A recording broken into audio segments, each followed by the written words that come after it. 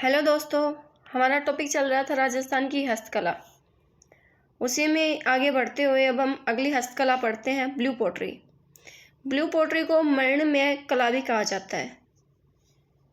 Pottery क्या होती है? चीनी मिट्टी के बर्तनों पर की गई आकर्षक चित्रकारी होती है। चीनी मिट्टी के बर्तनों पर चित्रकारी की जाती है, उसको बोला जाता है पोट्री। इसका उद्गम पर्सिया, ईरान के अंदर हुआ। भारत में कौन लेकर आया? तो भारत में अकबर लेकर आया। तो अकबर के समय ये भारत के अंदर आई थी। और मानसिंह प्रथम के काल में लाहौर से जयपुर आई। तो जयपुर किसके द्वारा लाई गई? तो जयपुर मानसिंह प्रथम के काल के अंदर आई थी ये, लाहौर से जयपुर। ब्लू पोट्री का आधार रंग क्या होता है? तो आधार रंग इसका नीला होता है। सर्वाधिक विकास राम सिंह द्वितीय के समय हुआ।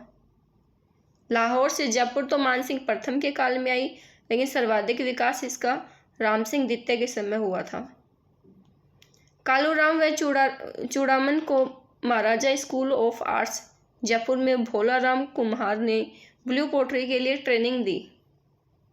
तो किसने ट्रेनिंग दी? कालूराम व चूड़ामन को किसने दी?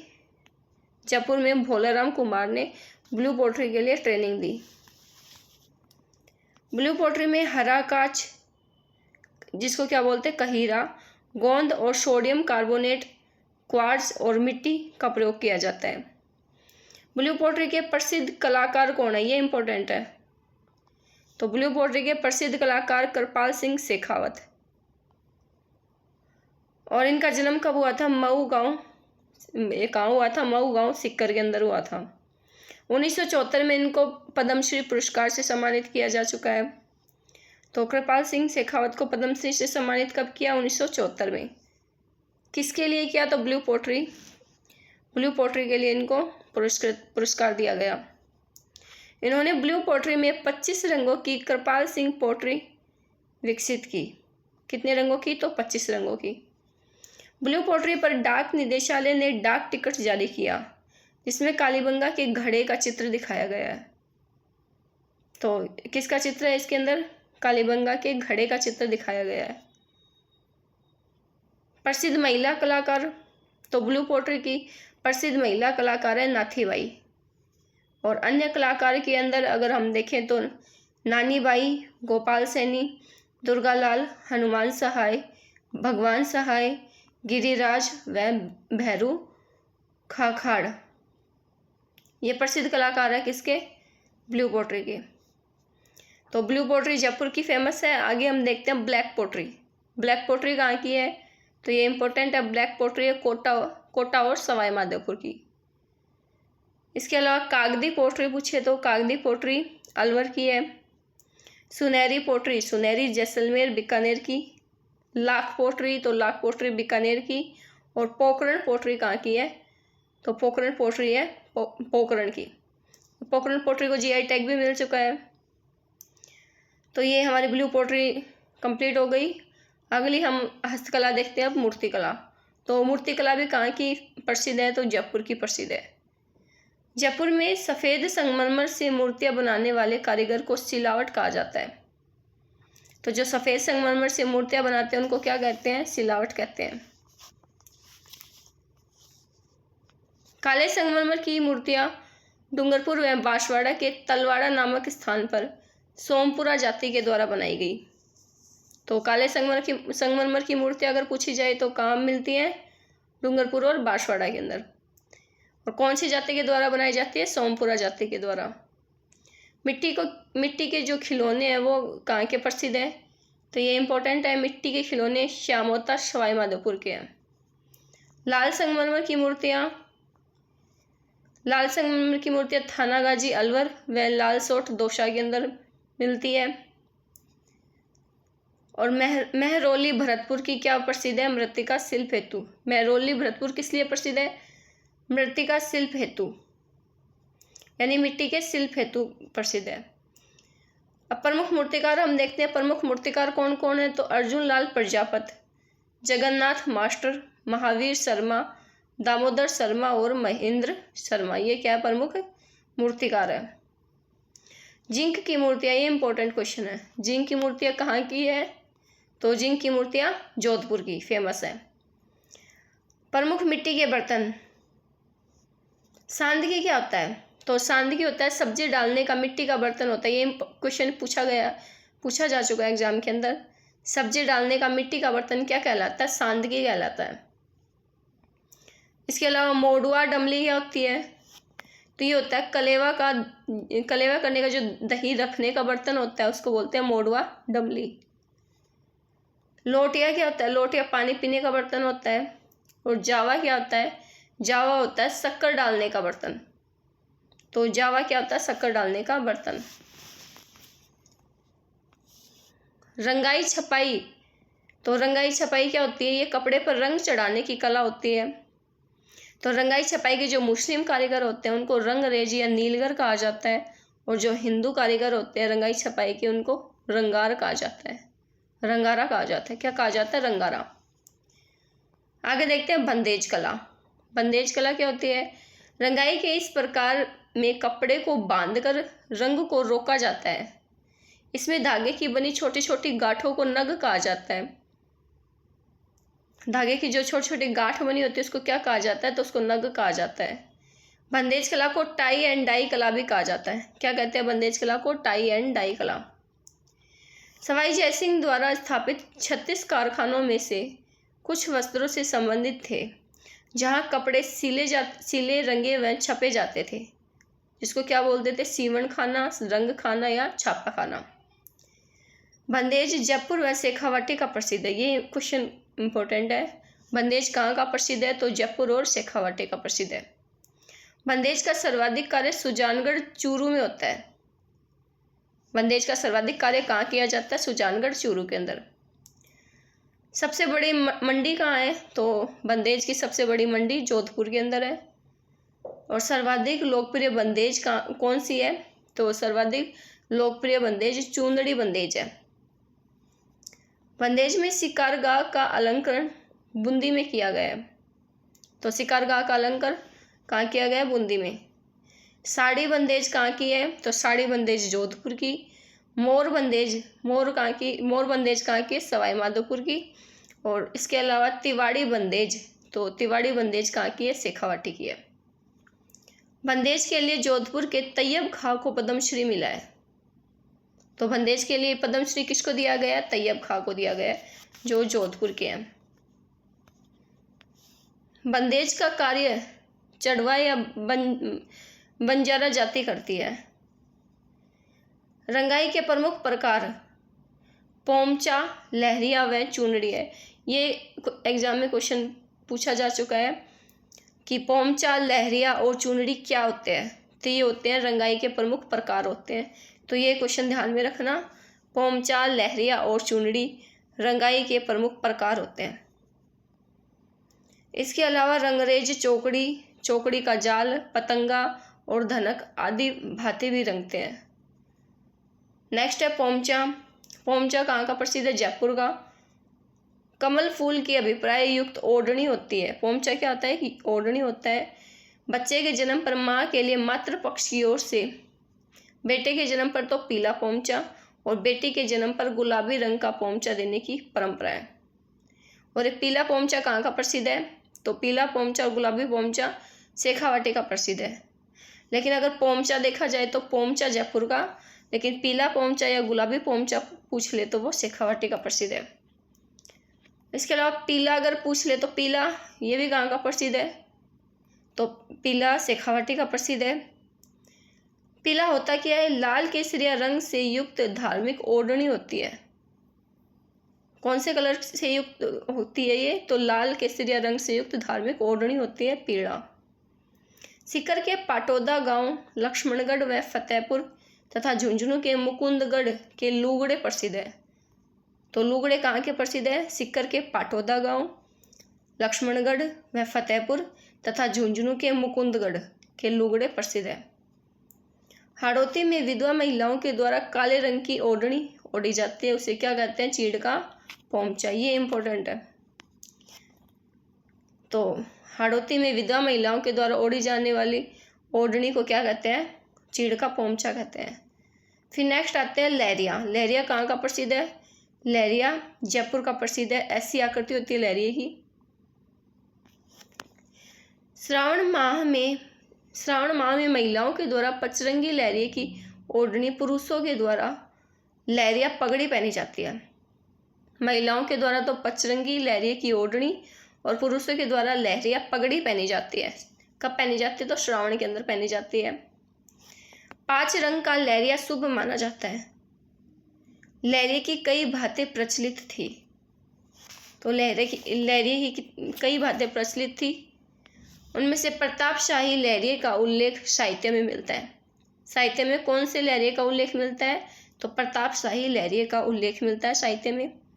राजशाही लहरिया जयपुर का प्रसिद्ध है, जिसमें गुलाबी रंग की आड़ी रेखाएं बनती है। और समुद्र लहरिया कहाँ का प्रसिद्ध है? तो समुद्र लहरिया ये जयपुर का प्रसिद्ध है। नेक्स्ट आता है मोठड़ा। मोठड़ा जोधपुर का प्रसिद्ध है। मलागिरी अर्थात भूरे रंग में रंगा गया वस्त्र जो वर्षों तक सुगंधित रहता है, उसको क्या बोलते हैं? तो उसको बोला जाता है मलागिरी। या भूरे रंग में रंगा हुआ वस्त्र होता है। नेक्स्ट होता है अमोबा। तो अमोबा क्या होता है? इसका प्रयोग शिकारी करते थे, जो खाकी रंग से मिलता जुलता था। कौन से रंग से मिलता जुलता रंग है ये? तो ये खाकी रंग से। फिर आती है छपाई। छपाई में हम देखते हैं अजरक प्रिंट। तो ये अजरक प्रिंट इंपॉर्टेंट है, ये बाड़मेर की प्रसिद्ध है अजरक प्रिंट। लाल व नीले रंग में, कौन से रंग में? अजरक प्रिंट लाल और नीले रंग में छपने वाले अजरक की विशेषता है दोनों ओर की छपाई। इसकी विशेषता क्या है? दोनों ओर छपाई होती है इसमें। इसके अलंकरण ज्यामितीय होते हैं और तुर्की टाइलों से बहुत मिलते हैं।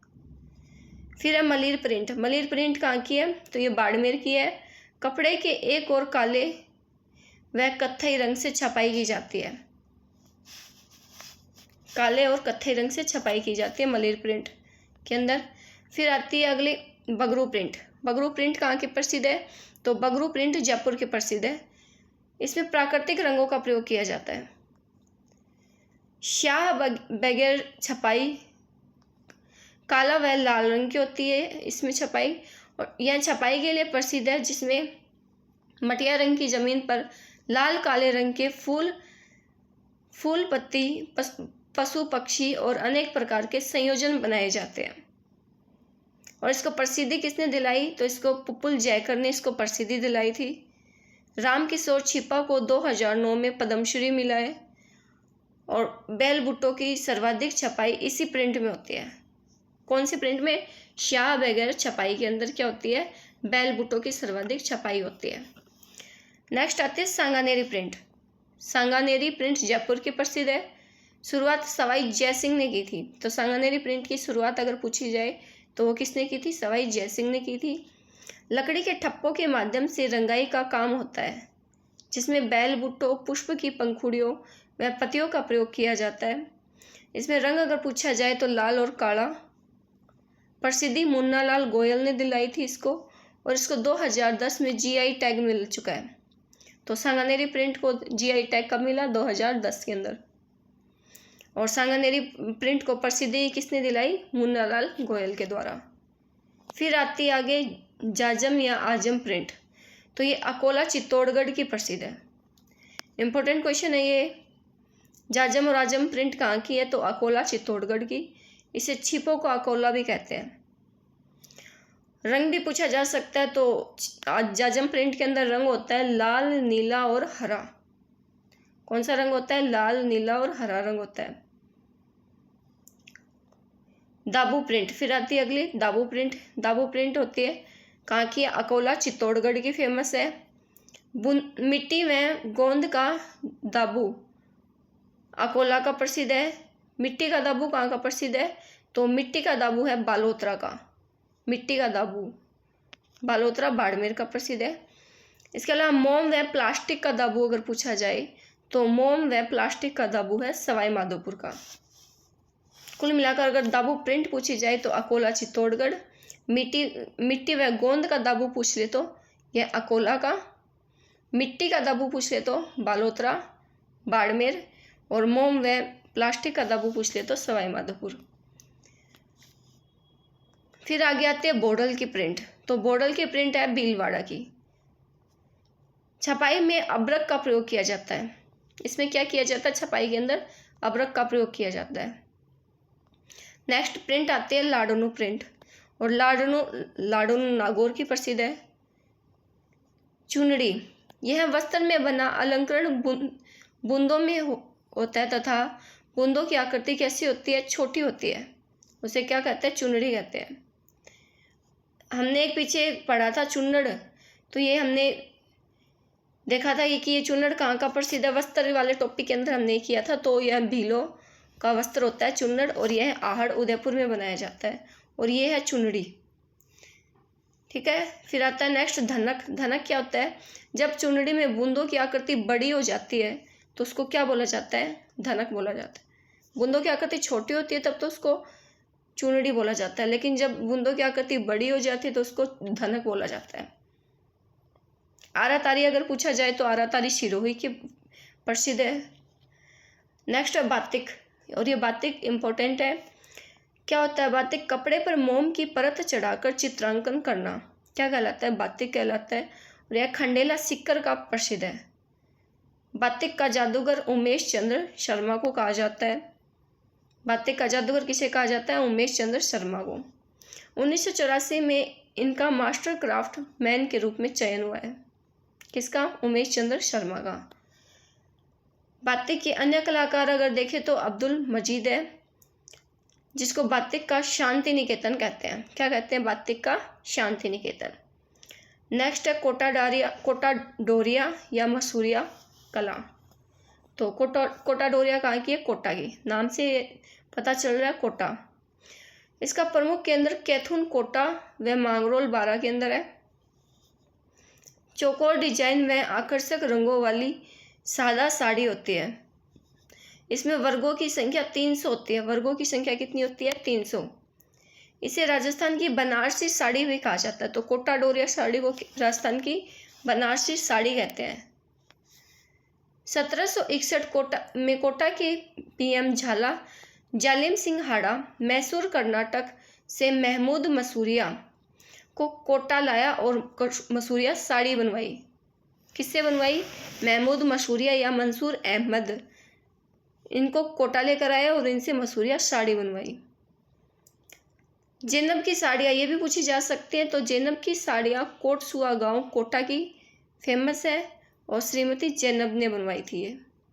तो जैनब की साड़ी और कोटा डोरिया साड़ी दोनों कहाँ की है? कोटा की, और जैनब की कोटसुआ गांव कोटा की प्रसिद्ध है। नेक्स्ट आता है चटापटी वर्क। किसी आकृति को कपड़े में काटकर दूसरे कपड़े पर टांग दिया जाता है, उसको क्या बोला जाता है? चटापटी वर्क।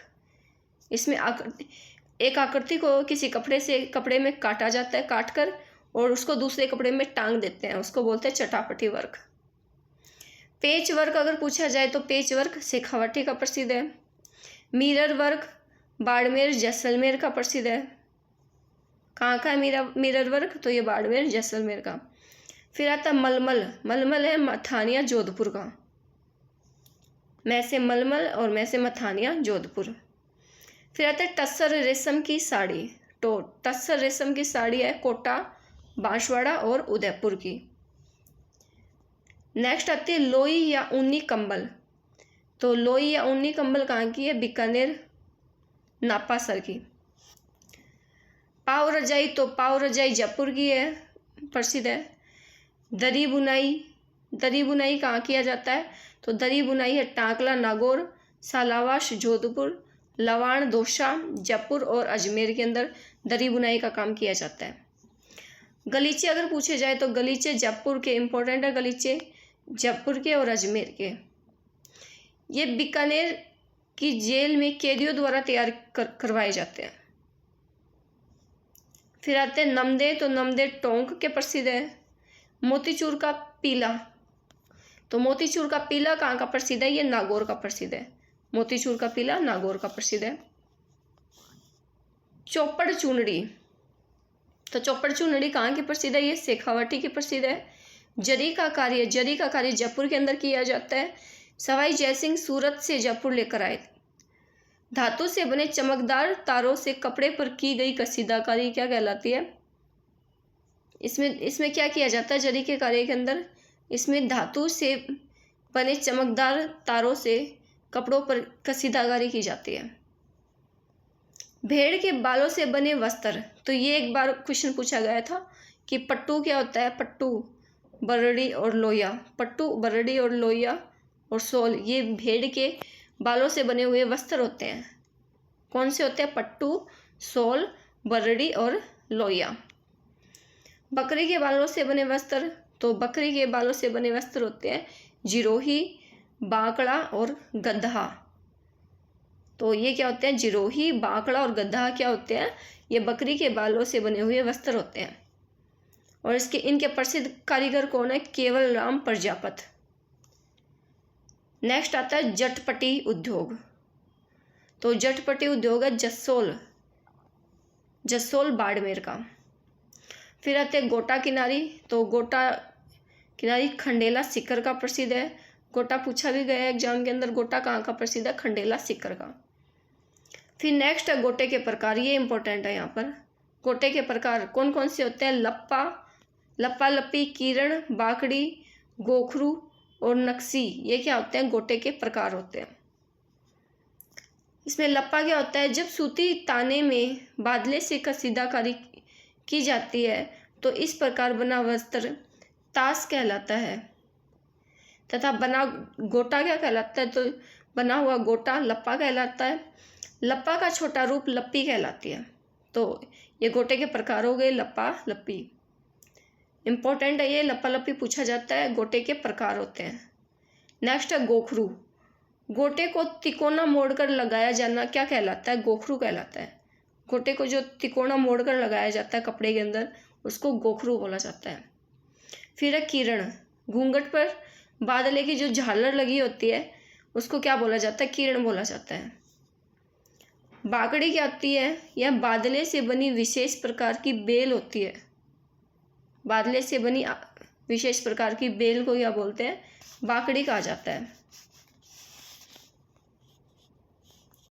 नेक्स्ट है इसके अंदर गोटा पत्ती से बने फूल क्या कहलाते हैं? तो गोटा पत्ती से बने फूल कहलाते हैं बिजिया।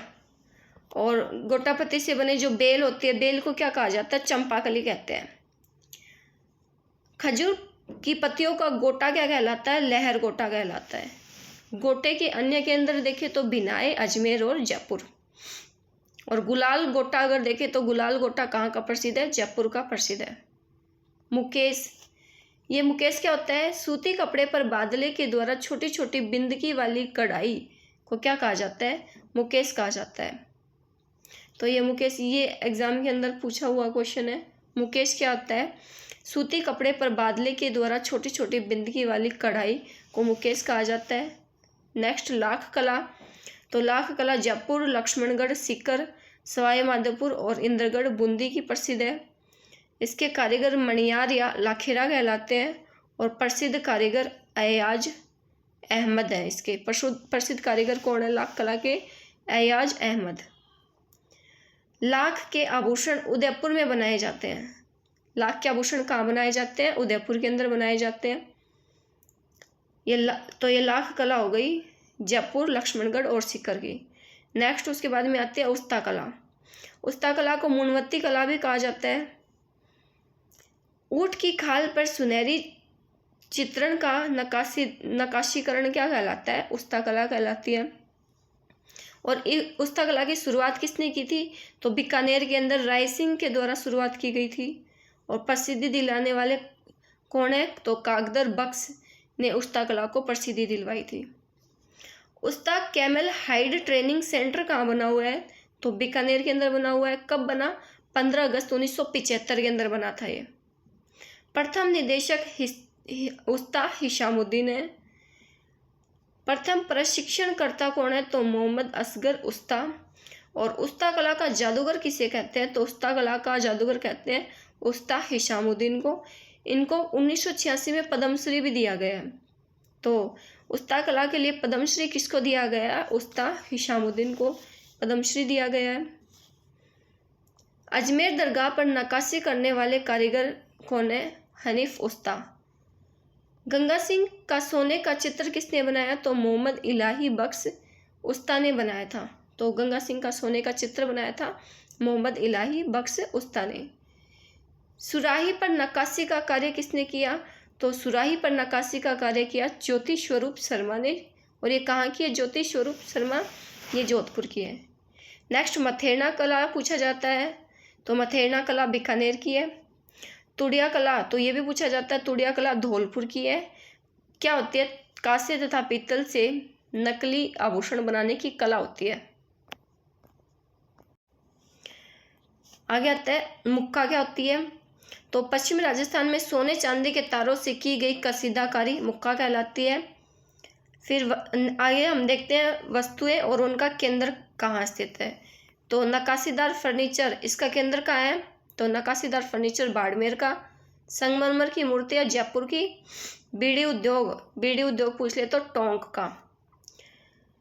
खेती के औजार कहाँ मिलते हैं? तो नागौर के अंदर। खेल का सामान, ये रह गया बीच में, खेल का सामान ये हनुमानगढ़ इसका केंद्र है। कागजी बर्तन, तो कागजी बर्तन अलवर। हरी मेथी नागौर। आम पापड़ का केंद्र कहाँ स्थित है? बांसवाड़ा। पर्स, तो पर्स जोधपुर के प्रसिद्ध है। अगरबत्ती पूछ ले तो अगरबत्ती जयपुर और अजमेर की। टीवी रेडियो और छाता पूछ ले तो ये टीवी रेडियो और छाता कहाँ के? फालना पाली के। नस्वार उद्योग कहाँ का प्रसिद्ध है? ब्यावर का। और जड़ाई पूछ ले तो जड़ाई, तो ये तो सभी को पता है, जड़ाई जयपुर के प्रसिद्ध है। तो ये प्रमुख बस्तियाँ और उनका केंद्र हो गई। आगे और देखते हैं, आगे आते तलवार, तो तलवार सिरोही की। खेसड़ा कहाँ का? खेसड़ा लेटा गांव जालोर के प्रसिद्ध है। खेसड़ा कहाँ के प्रसिद्ध है? लेटा गांव जालोर के। चमड़े के नागरे, तो ये कहाँ के हैं? तो ये जयपुर के। कुट्टी का काम कहाँ किया जाता है? कुट्टी का काम जयपुर में किया जाता है। और यह सवाई राम सिंह के काल में यह प्रसिद्ध हुई थी। इसके कारीगर कौन है? तो सावल सिंह और जमुना प्रसाद है। तो कुट्टी के लिए कारीगर कौन है? सावल सिंह और जमुना प्रसाद। फिर रमकड़ा उद्योग, ये पूछा जाता है, रमकड़ा उद्योग गलियाकोट डूंगरपुर। खेसड़े लेटा गांव जालोर, ये ऊपर भी लिखा गया है। खस व इत्र, तो खस व इत्र ये भी ध्यान रखना, सवाई माधोपुर और भरतपुर। बटेवड़ा या पिंडारा तिलपट्टी, ये कहाँ के है? ब्यावर के। पेपर मेसी या लुगदी का काम कहाँ किया जाता है? तो ये टोंक जयपुर के अंदर किया जाता है। तो पेपर मेसी या लुगदी का काम पूछ ले तो टोंक जयपुर में। हाथी दांत से कलात्मक वस्तुएं बनाना, तो हाथी दांत से कलात्मक वस्तुएं बनाने की कला कहाँ की है? जयपुर और उदयपुर की। हाथी दांत चूड़ियाँ पूछ ले तो हाथी दांत चूड़ियाँ ये जोधपुर के अंदर बनाई जाती है, जबकि हाथी दांत से कलात्मक वस्तुएं पूछ ले तो जयपुर या फिर उदयपुर। और हाथी दांत चूड़ियाँ जोधपुर। तो ये ध्यान रखना, दोनों में डिफरेंस है। हाथी दांत से कलात्मक वस्तुएं जयपुर और हाथी दांत चूड़ियाँ जोधपुर। मेहंदी की कुपी, तो मेहंदी की कुपी बीकानेर और सोजत के अंदर। मुलायम खिलौने गंगानगर में। सुराही रामसर बीकानेर के अंदर। कसीदाकारी जूतियाँ व मोजड़ी, ये कहाँ की है? भीनमाल जालोर व जोधपुर की। कृषि यंत्र, तो ये रायसिंह नगर गंगानगर। रंगीन ओढ़नियाँ, तो रंगीन ओढ़नियाँ कहाँ की है? पाली की। सुनहरी टेराकोटा अगर पूछ ले तो सुनहरी टेराकोटा बीकानेर की। तिरंगा निर्माण अगर पूछ ले तो तिरंगे का निर्माण कहाँ किया जाता है? आड़ोदा दौसा के अंदर। अपने तिरंगे झंडे का निर्माण कहाँ किया जाता है? तिरंगा का निर्माण किया जाता है आड़ोदा दौसा के अंदर। 1947 में लाल किले पर फहराया तिरंगा यहाँ के कलाकारों ने बनाया था। तो 1974 में लाल किले पर जो तिरंगा झंडा फहराया गया वो किसने बनाया था? यहाँ के कलाकारों ने बनाया था। तो यहाँ ये राजस्थान की हैंडीक्राफ्ट ये कंप्लीट हो गया ये टॉपिक। आगे अब हम मिलते हैं नेक्स्ट वीडियो के अंदर एक नए टॉपिक के साथ।